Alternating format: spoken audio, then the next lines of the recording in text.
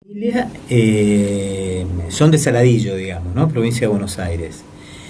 Por estas cosas de la vida, que mi abuelo lo trasladan a Paraguay, mi abuelo era gerente de Banco Nación, fundó el Banco Nación Argentina en Paraguay, después lo mandaron como gerente de Banco Nación en Resistencia, y mi viejo iba a la cola de mi abuelo, digamos, fue como agregado cultural a la Embajada Argentina en Paraguay. Después, cuando lo trasladan a mi abuelo al Chaco, él entra a ceremonial de la Casa de Gobierno del Chaco, y ahí mi viejo se enamora de Resistencia. De hecho, mis 5 hermanos mayores son todos porteños, o en realidad, bueno, sí, nacieron en Buenos Aires, y yo soy el único chaqueño auténtico, ¿no? Por eso toda nuestra historia militante y la vida transcurrió desde muy chicos en Resistencia. Cuando muere mi padre yo tenía 1 año y medio y mi hermano mayor 13 años. Entonces todo lo que es la etapa militancia de la adolescencia de ellos y todo lo que yo viví, digamos, es todo en Resistencia. Contadme acerca de ellos. Mira, Miguel Ángel es un poco el que inicia la política en la familia.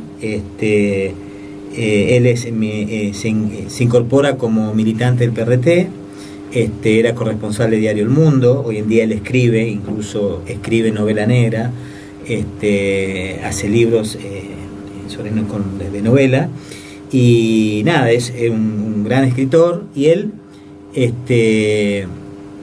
el que comienza con la militancia política, y como que todos los hermanos, digamos, como era el mayor, se van sumando, digamos, ¿no? A distintas vertientes. Así como él fue militante del PRT, mi hermana Alejandra, la que lo seguía a él, docente, se hace militante de CETERA, pero también allegada a lo que era el FAS, el Frente Antiimperialista y por el Socialismo. Todo fue más o menos así en la familia. Salvo una hermana, Marcela, la que está desaparecida, que se casó con Guillermo Amarilla. Ella empieza a militar con Rubén Dri, un cura tercermundista y militante del peronismo de base. Ella comienza a militar en esa área. Luego se pasa a lo que es Juventud Peronista e integra la organización, digamos, Montoneros.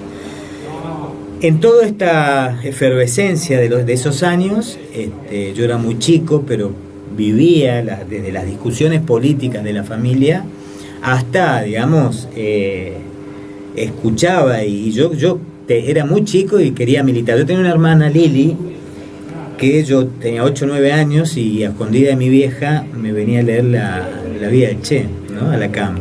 Entonces para mí era un ideal que no, alcanzar, digamos, ¿no? Y no era inalcanzable para mí, para mi corta edad. Decía, yo quiero ser eso, ¿no? Y bueno, esto fue pasando hasta que viene el golpe militar. Previo a eso hubo allanamientos de la casa, la persecución de las 3A, incendiaban el auto de mi hermano, detención de mi hermano mayor, digamos, era un asedio a la familia cotidiano, digamos, ¿no? Permanente. Viene el golpe militar y es como que, ¿no? Todos nos vamos del Chaco, ¿no? Mi hermana Marcela y Guillermo, Marcela ya se había casado con Guillermo Amarilla y había dejado lo que es el peronismo de base, estaba en la JP, en Montoneros, se trasladan a Tucumán, luego a Salta. Mi hermano Miguel Ángel había dejado meses antes, año 75, se había venido a vivir a Buenos Aires. Y ahí es donde, año 76, cae presa mi hermana Alejandra, militante de CETERA, y nada, fue como el primer golpe a la familia, digamos, ¿no?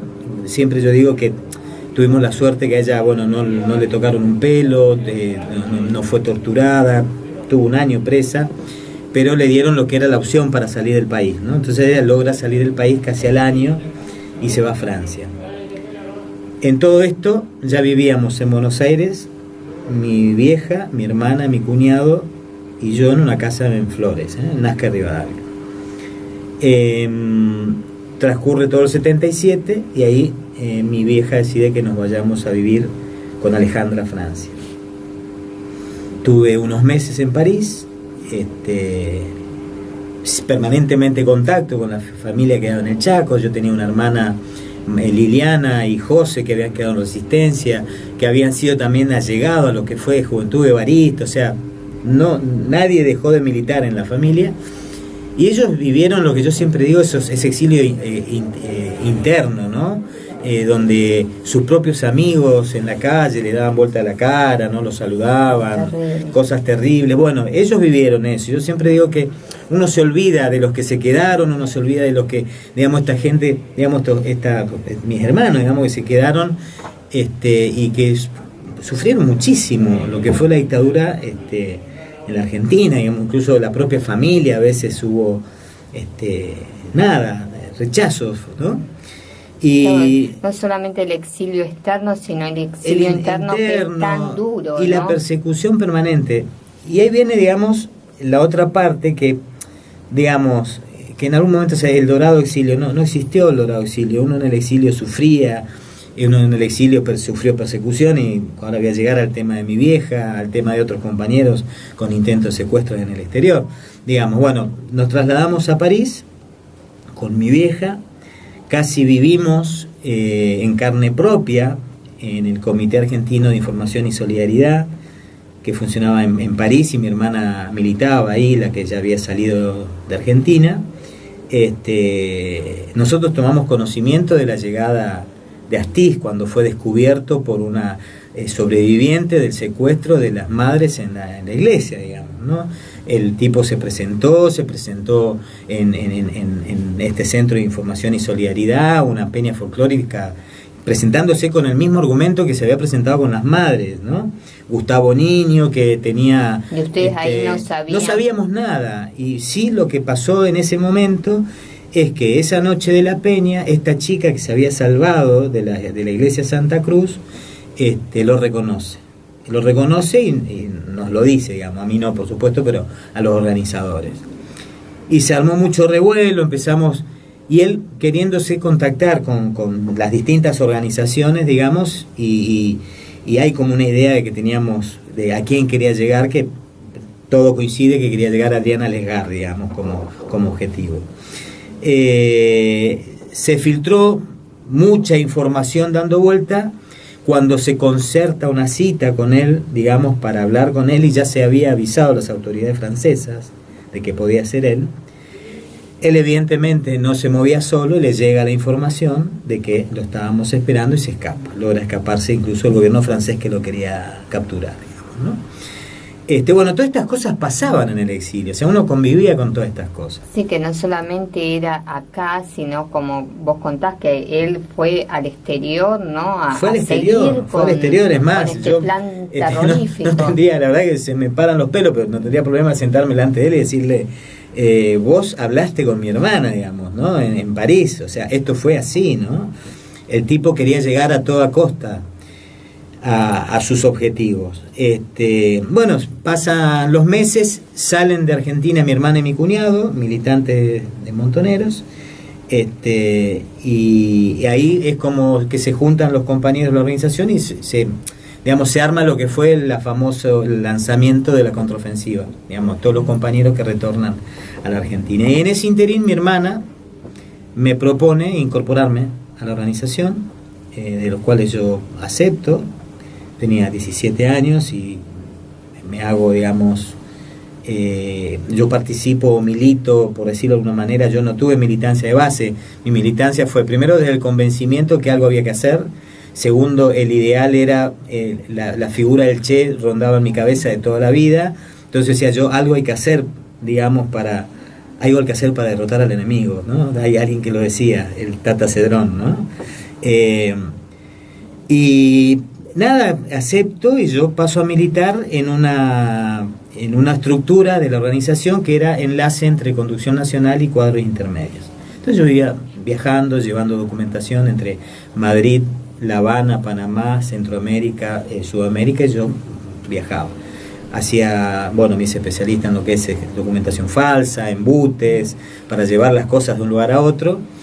Y hasta que llega un momento que me plantean a todo esto. Bueno, mi vieja también se va incorporando. Mi vieja no era militante, mi vieja era una vieja, la típica, como todas las madres, digamos, que de golpe los golpes la fueron convirtiendo en otro tipo de madre, digamos, dejar de mamá era una ama de casa dedicada a sus hijos, quedó viuda con 36 años y 6 hijos, se dedicó a nosotros, trabajaba en un instituto de lisiados ad honorem en Resistencia, bueno, era claro, eso. Y de repente todos los golpe tras golpe, primero Alejandra, después ya viviendo en el exterior, tomó contacto con todas las realidades de todos los compañeros, de todos los familiares. Ella fue absorbiendo todo esto, ella fue viviendo todo esto. Entonces, año 79, yo regreso a la Argentina, a mediados del 79, yo regreso a la Argentina para sacar a unos 20, 25 compañeros que eran de ligas agrarias, que tenía que contactarlos en Buenos Aires, hacerle todo lo que es la documentación, organizarle la salida del país, digamos, para ponerlo a resguardo. Estaban indocumentados, sin plata, o sea, estaban realmente, como se dice, en la lona. Bueno, yo hago eso, vuelvo a París, pasando por Madrid, hago todo lo que son los controles que hacíamos, que los compañeros vayan llegando bien, y nada, hablo con mi vieja, bueno, los compañeros llegan perfectos. Comenzamos a hacer lo que eran los cursos que hacíamos en esa época, cursos políticos, digamos, formación política. Paso Navidad del año 79 en mi casa en París, hasta que mi responsable, Marina Raberta, Juliana era su nombre de guerra, que es la mamá de la diputada Raberta, de cual la conozco, que era chiquitita, siempre se lo digo. Y me plantea que vaya a Madrid y que tenía que hacer un viaje. Y cuando llego, me plantea el viaje, que era Lima, Perú. Ahí había que organizar 2 bases, o sea, alquilar 2 casas, vehículos, toda la infraestructura para recibir a varios compañeros. ¿Qué pasaba? En Perú volvía la democracia. Ya se venía hablando que iba a haber elecciones, entonces la idea es armar una base en democracia con un país que volvía más cerca de Argentina, y que nos permitiera tener no solo la relación política con los partidos políticos afines a nosotros, sino también, digamos, un lugar más tranquilo para nuestros compañeros. De hecho, voy en enero, estoy enero y febrero, después llega Juliana, bueno, se arma toda la estructura, y en marzo, abril, llega a mi vieja, cosa que yo ni sabía que iba a llegar mi vieja.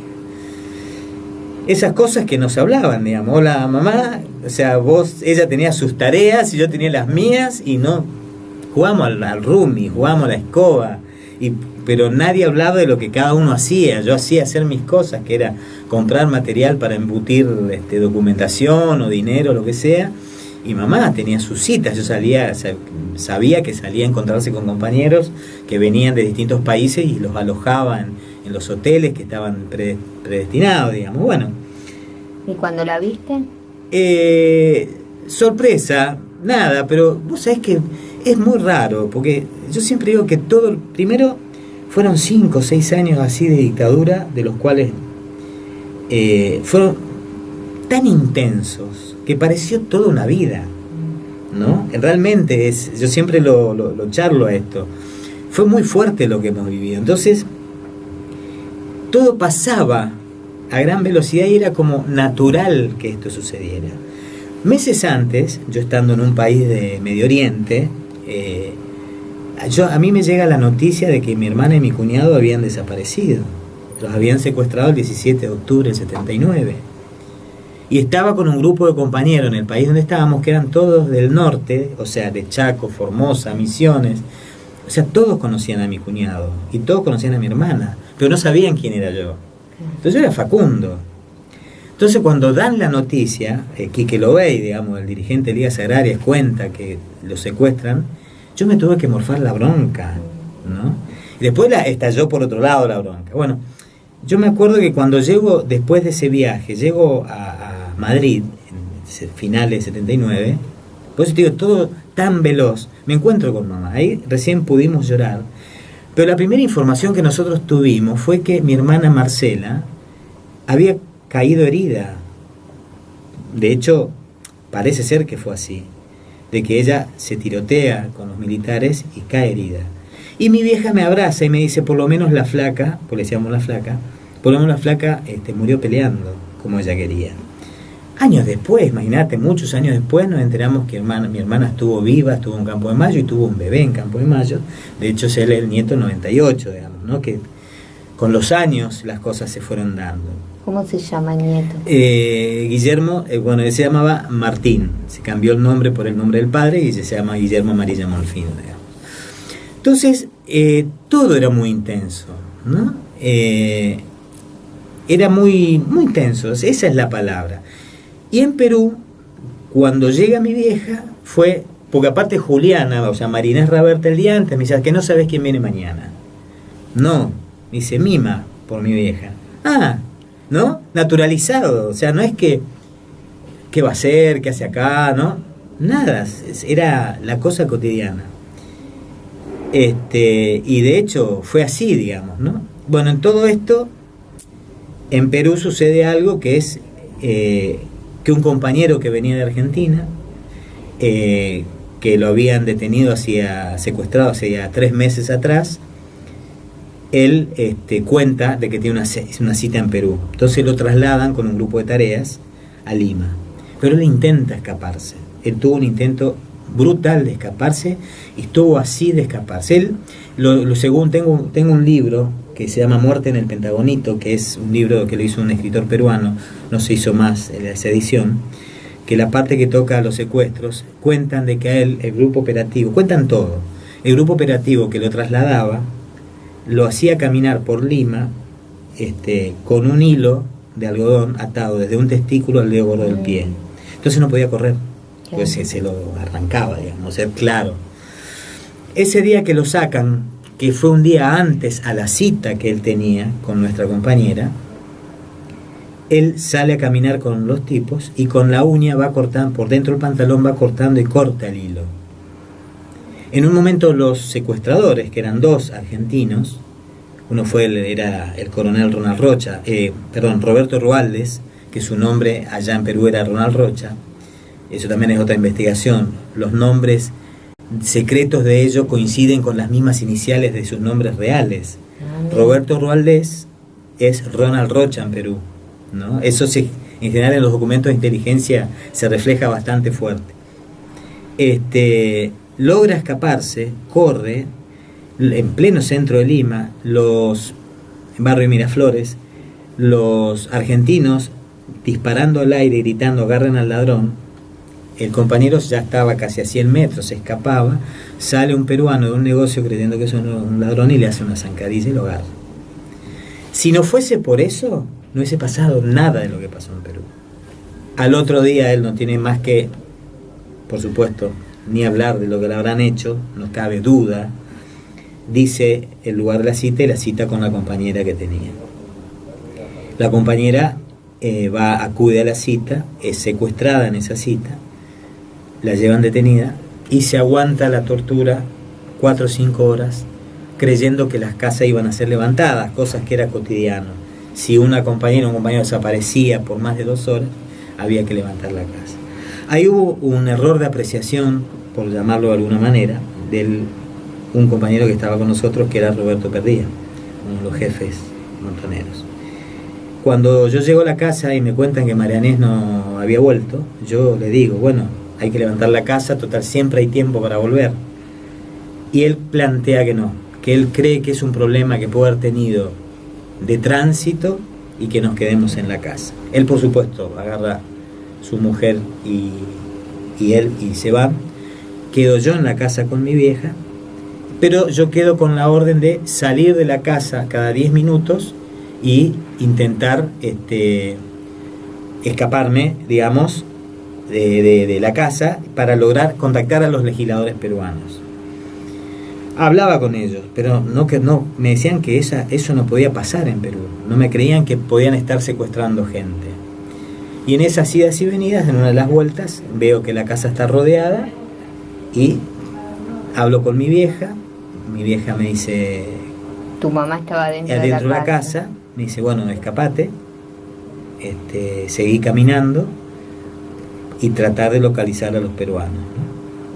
Cuelgo el teléfono público y estaba a 20 metros de 5 o 6 tipos armados, 10 de la noche, un auto lleno de, digamos, de varios autos del operativo que estaba, zona liberada claramente, 10 o 11 de la noche. Paso al lado de los 5 o 6 armados, miro, lógicamente, hombres con armas largas, no es que si te haces el distraído, bueno, pasé al lado de ellos, me miraron, tuve la gran suerte, como siempre digo yo, que no me preguntaron ni la hora, pues si no le iba a contestar en argentino y quizá hoy no estaba acá, y logro así, digamos, escaparme. Después llego a la casa de los peruanos, al final cuento lo que estaba pasando y ellos ya después vuelven, tengo una llamada más a mi casa y ya mi vieja no contesta. Entonces bueno, ahí es cuando llego a la casa de los peruanos, ellos vienen y ven que constatan. Y ahí se empieza la cadena de denuncia internacional, digamos, desde Cortázar, López Portillo, la socialdemocracia europea, todos pidiendo por la libertad de mi vieja. Los militares no pensaban, digamos, ¿no?, que se podían encontrar con una persona, digamos, la persecución de mi hermana y mi cuñado, y aparte generalizando, digamos, y haciendo la denuncia de lo que estaba pasando en la Argentina. Entonces, meses después, en realidad mes y medio después, aparece mi vieja en Madrid, muerta, que según las investigaciones le dieron alguna sustancia que en sobredosis causa insuficiencia cardíaca. Por supuesto que eso, ¿qué pasó? Fue toda una investigación larguísima, digamos. Ahí fue Dualde, mi abogado, Eduardo Luis, mi abogado de la Comisión Argentina de Derechos Humanos,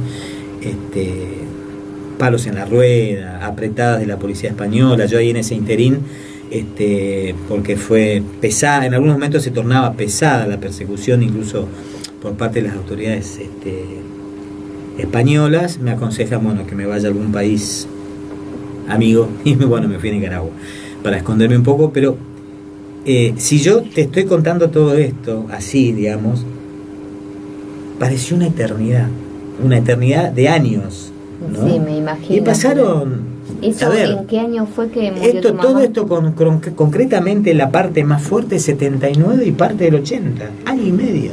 Y para mí fue toda una vida.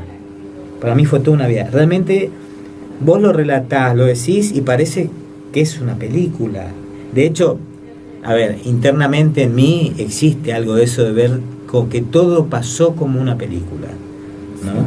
Realmente. Porque yo creo que es la única manera, digamos, de... Es tan fuerte. Fue muy fuerte, cantidad de compañeros que conocí, que no están más, que desaparecieron, otros por suerte están y nos seguimos viendo, digamos, muchos me siguen llamando Facundo, digamos, ¿no?, que quedó de aquella época, pero digo, fue muy intenso. Entonces, pasados los años, yo hablo de esto y denuncio esto de los 18 años, digamos. Yo cuando arranqué en la organización 17, 18, 19 estaba haciendo denuncias por toda mi familia. Arranco con esto desde esa edad. Y desde ese momento vos te fuiste a Nicaragua, que seguís contando, ¿no? Sí, bueno, estuve en Nicaragua casi 2 años, en toda la etapa post-revolución, digamos, después del triunfo revolucionario. Estuve colaborando ahí con los compañeros del sandinismo y después vuelve la posibilidad de que volví a la democracia y decido volverme a Madrid, y de Madrid vuelvo a la Argentina. ¿Y cuando volviste acá? Al Chaco. Y es un lugar que siempre, de hecho no vivo en el Chaco, ¿no? O sea, es un lugar que duele, es un lugar que me molesta, ¿no? He vivido igualmente en democracia, digamos, de vuelta del exilio, he vivido un tiempo, después, bueno, me fui a vivir a Formosa, después mi vida es siempre muy, muy, muy así, ¿no? Que me muevo por todos lados. Ya llevo establecido en Buenos Aires más de 20 años, pero... ¿Y por qué te estableciste en Buenos Aires? A ver, me amo Buenos Aires. Para mí es exagerado, es como mi lugar en el mundo. Vos sabés que cada esquina de Buenos Aires igual ha perdido mucho de lo que era aquella época. El olor es distinto, las calles son distintas, el bullicio es distinto, pero Buenos Aires me hace acordar cuando yo era muy niño y vivíamos en Resistencia. Mi abuelo tenía su casa en Montserrat. Entonces todas las vacaciones de verano veníamos a pasar con él.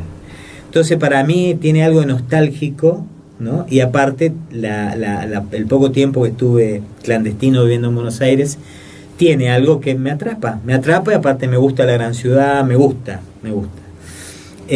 Al Chaco no volvería, y eso que tengo mis hermanos. ¿Y no volverías por tus recuerdos, así, por todo lo que pasaste? Sí, no volvería por los recuerdos, no, porque como te dije, el Chaco me duele y nos conocemos todos, y hubo épocas antes de que volvieran los juicios, hubo épocas que vos te cruzabas con los represores. Te ibas a tomar un café, cuando yo, recién llegado, 84, cuando yo vuelvo a la Argentina, mi hermano me decía, esa es la patota de la Federal. Íbamos a otro bar, esa es la patota de la Brigada de Investigaciones, tomando café. O sea, esto era así. Un día, mi ex mujer, Graciela, que ya su primer marido lo matan en Margarita Belén, y ya tuvo presa, fue presa política, y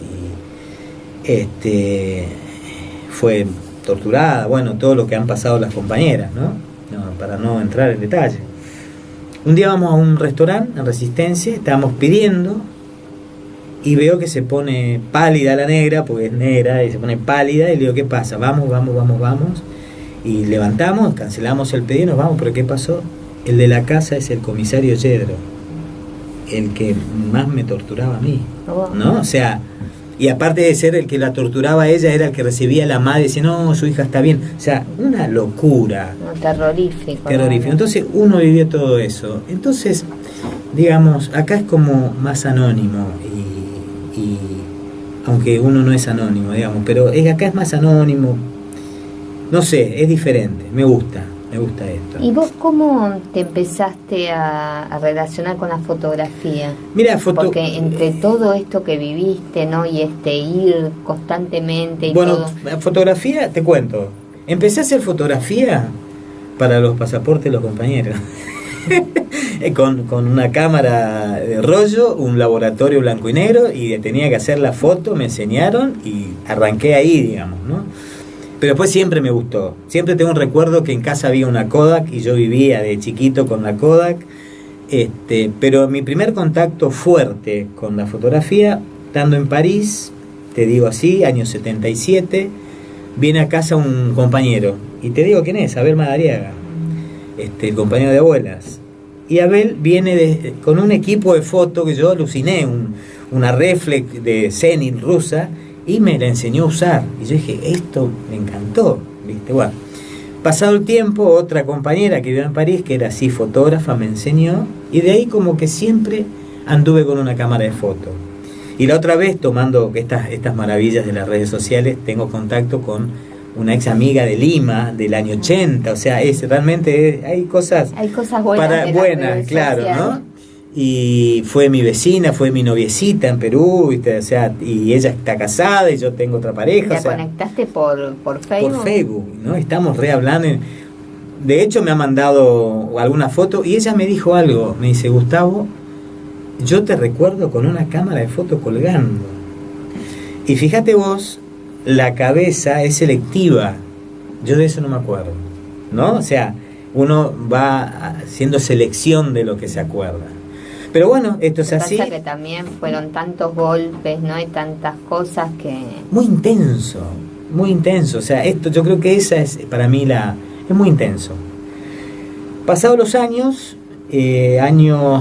para no meter la pata, 2009, 2008, asisto a un juicio en el juzgado de la calle Villate, cerca de la Quinta Presidencial, de una causa que ahora no la recuerdo, pero fue como el primer contacto entre los genocidas sentados y los familiares a 1 metro, que estaban por ser condenados.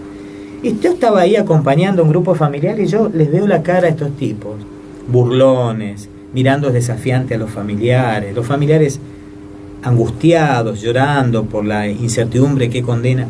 Y digo, esa es la foto. es la cara de estos tipos la foto. Aparte no era Videla, Astiz, no eran los conocidos. Eran esos tipos de una comisaría, o sea, esos cuadros medios que ejecutaron las órdenes. Que ejecutaron, que en su momento, claro, están al lado tuyo y ni totalmente, ni te pero aparte fueron los que fueron,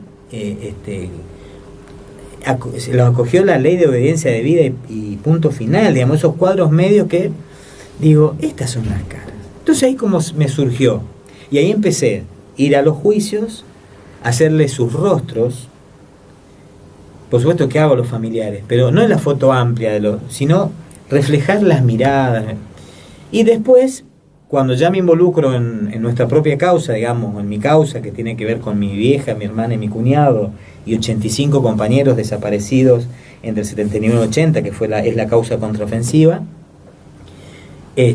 ahí me involucro más y empiezo ya a participar con el abogado, con Pablo Yonto, digamos, y la fiscalía, cada vez que se iba imputando alguno de nuestra causa, y empecé a hacer fotos.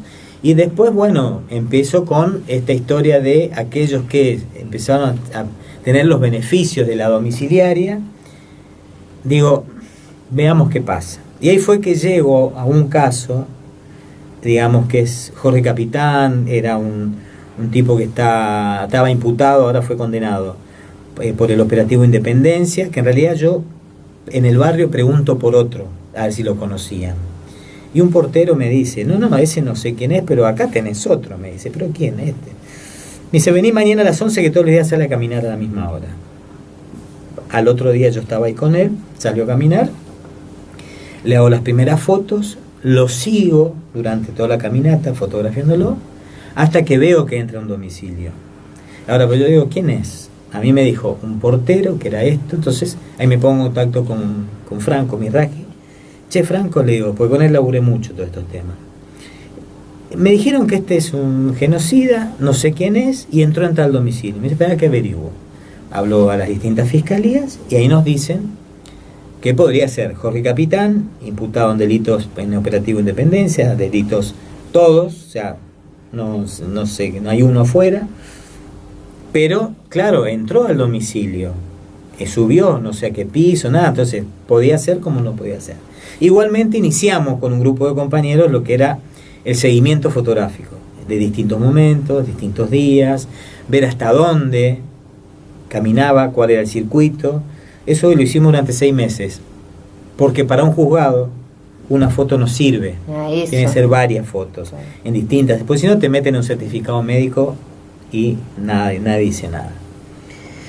Entonces llegó el momento final y pensamos cómo hacemos para saber si es Jorge Capitán. Entonces la idea fue esto, decirle a que él, cuando esté caminando, Franco se le acerque detrás a Jorge Capitán y decirle, llamarlo por el nombre. Si se da vuelta es él, y de hecho se dio vuelta.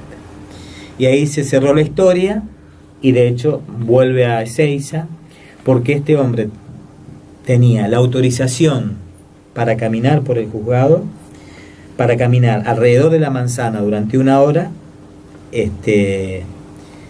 y acompañado de su mujer, entre las 11 y las 12 del mediodía. Él se excedía y no había nadie que controlara. Y no había nadie que controlara. Entonces eso a nosotros nos sirvió para que vuelva a Ezeiza. Todas las pruebas que presentamos. Fue condenado y ahora vuelve a estar en Buenos Aires, condenado a 18 años en el último juicio de Tucumán, operativo Independencia. Está de vuelta en Buenos Aires y con domiciliaria. Entonces, digamos, una persona que violó determinadas cosas vuelve a tener domiciliaria.